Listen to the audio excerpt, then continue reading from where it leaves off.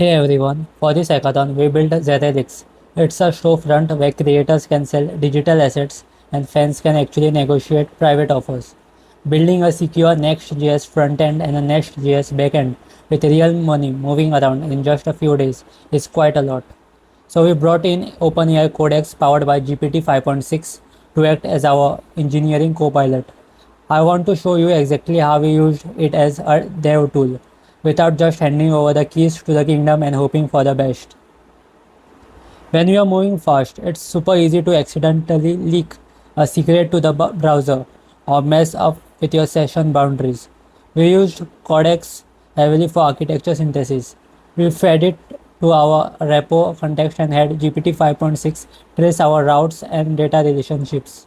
It helped us map out the exact trust boundaries, confirming that our Next.js frontend only gets public environment variables, while the HTTP only session cookie stays directly out of reach from client-side JavaScript.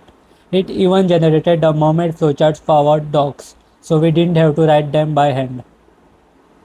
Where GPT 5.6 really saved us was implementation review. Just to be clear, our private offer system is a strict deterministic rules engine. There is no LLM making pricing decision at runtime, but securing the razor-pay checkout and route onboarding. That's quite tricky. We used ultra-max reasoning effort in Codex to review our webhook verification logic. It analyzed our raw body HMAC validation and timing safe comparisons to catch edge cases we definitely would have glossed over at 3 am. It didn't write the app for us, but it reviewed our code like a senior backend engineer. Finally, documentation. Hackathon readmes are usually an afterthought, but we wanted something a judge could actually read. We had Codex pass the finished codebase to generate our API inventory and route map.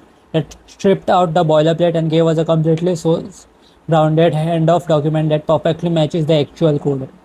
To wrap it up, Codex didn't build this project on autopilot.